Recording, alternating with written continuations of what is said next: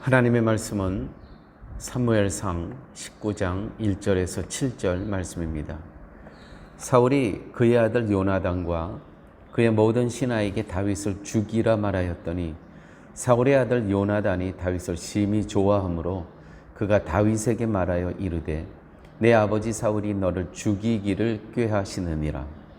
그러므로 이제 청하노니 아침에 조심하여 은밀한 곳에 숨어 있으라.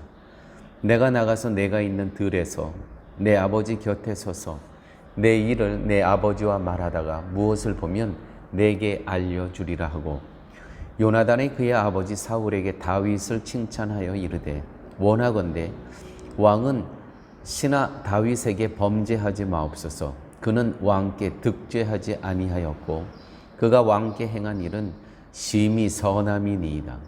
그가 자기 생명을 아끼지 아니하고 블레셋 사람을 죽였고 여호와께서는 온 이스라엘을 위하여 큰 구원을 이루셨으므로 왕이 이를 보고 기뻐하셨거늘 어찌 까닭 없이 다윗을 죽여 무죄한 피를 흘려 범죄하려 하시나이까.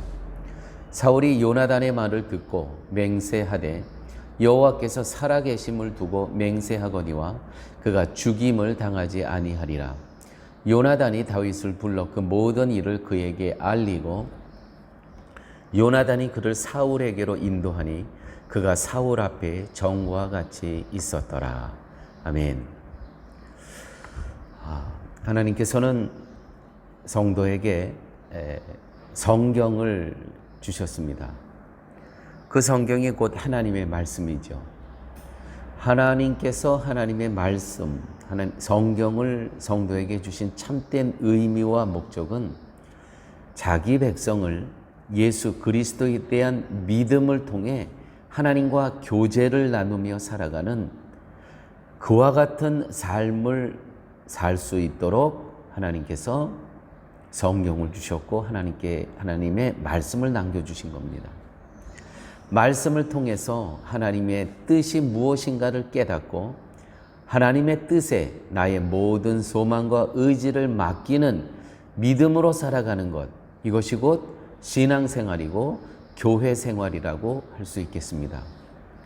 그런데 우리는 모든 삶을 다스리는 분이 하나님이라는 고백을 하면서도 하나님의 일에 대해서는 전혀 알고자 하지 않습니다. 하나님을 말하긴 하되 하나님의 다스림과 영향에서는 완전히 벗어난 상태로 살아가는 그러한 우리의 모습을 보게 됩니다.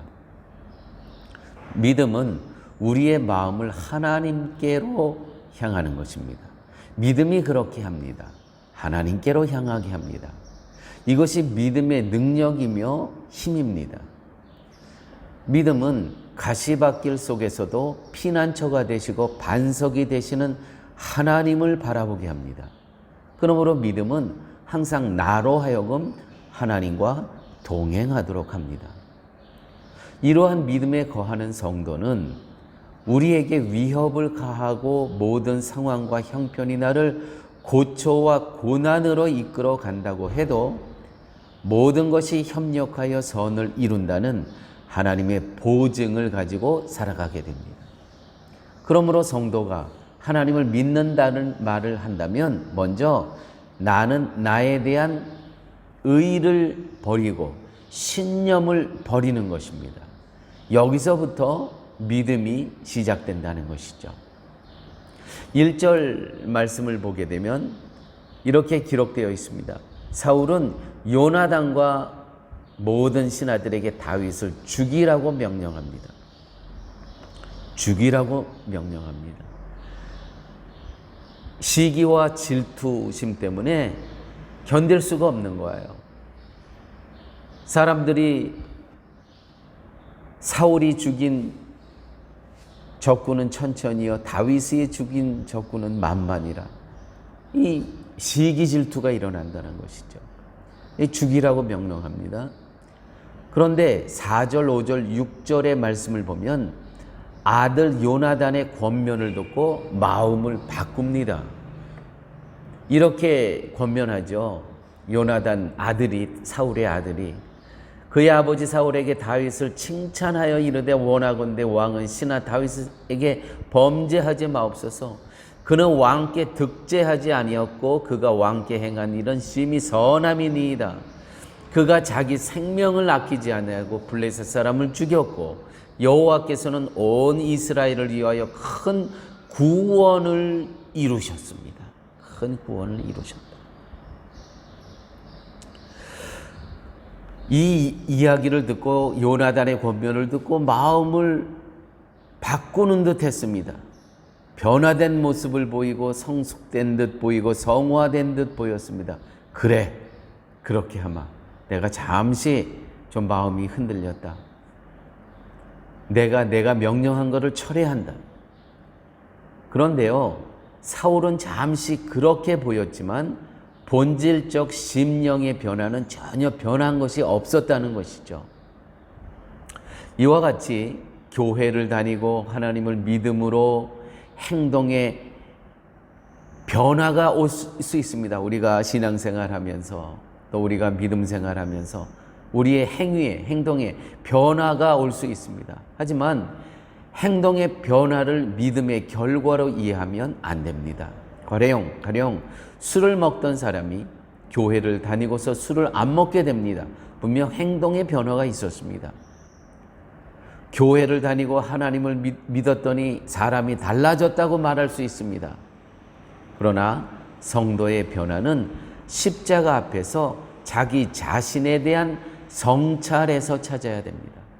아무리 행동이 달라졌다고 해도 하나님 앞에서 자기 자신의 본질에 대한 인식이 그대로라면 그는 결코 달라진 것이 아니라는 것입니다. 그래서 사단의 속임수를 경계해야 됩니다. 우리는 십자가 앞에서 정말 본질적인 인식의 변화는 나는 비참한 존재입니다. 나는 비천한 존재입니다. 나는 하나님의 도우심 없이는 한순간도 살아갈 수 없는 존재입니다. 라는 것을 깨닫는 그러한 성도가 진정 성도로서 이 땅의 삶을 살아갈 수 있다는 것이죠. 그런데 사울은 그렇게 하질 못했습니다. 자기 내면에 있는 자기 존재를 보지 못하고 그 시기와 질투에 막 죽이고 싶었습니다. 아들 요나단이 그렇게 하면 안 됩니다. 다윗은 정말 당신과 이스라엘에 얼마나 아름다운 일을 했습니까? 깨닫습니다. 그래서 자기의 명령을 철회합니다. 그렇다고 정말 이 사람이 변한 것일까요? 아니라는 것이죠. 사람의 변화는 성숙은 성화는 그리스도 앞에서 자기 본질에 대한 인식, 나는 비천한 존재입니다. 나는 비참한 존재입니다. 나는 부패한 존재입니다. 이것을 고백해야 된다는 것이죠. 이 고백 없이 나의 행위만 변화가 된 것, 그거는 일시적인 것이라는 것입니다. 4절, 6절 다시 한번 보면 이렇게 기록되어 있죠. 그는 왕께 득죄하지 아니하였고 그가 왕께 행한 일은 심히 선함이니이다. 그가 자기 생명을 아끼지 아니하고 블레셋 사람을 죽였고 여호와께서는 온 이스라엘을 위하여 큰 구원을 이루셨으므로 왕이 이를 보고 기뻐하셨거늘 어찌 까닭 없이 여호와를 다윗을 죽여 무죄한 피를 흘려 범죄하시려나이까. 사울은 지금 다윗에게서 하나님의 큰 구원을 보는 것이 아니라 다윗이라는 한 소년을 보고 있을 뿐이라는 것이죠. 하나님의 구원을 못 보고 하나님의 배후의 역사를 보지 못하고 한 소년만 보고 있는 것입니다. 다윗이라는 한 소년이 전쟁에서 승리하고 자신보다 이름이 높아지는 것을 보고 사울은 다윗을 시기하고 미워하고 죽도록 질투하고 있다는 것이죠.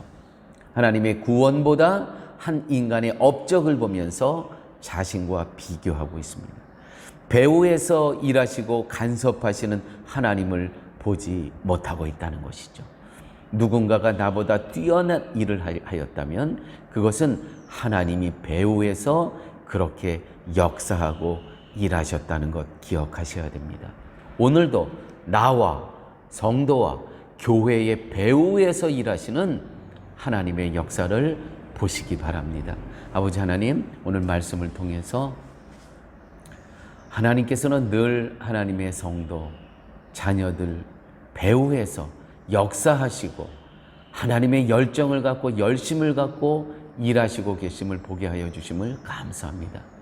아버지 하나님, 저희들의 마음과 생각을 지켜주셔서 늘 십자가 앞에서 나는 하나님 그리스도의 임재가 없으면, 은혜가 없으면 나는 비천한 존재, 비참한 존재, 오직 하나님의 임재와 예수 그리스도의 십자가의 은혜만이 나를 구원하고 나를 하나님께 인도하는 도구가 됨을 고백하며 인정하며 살아갈 수 있는 하나님의 성도로 인도하여 주옵소서.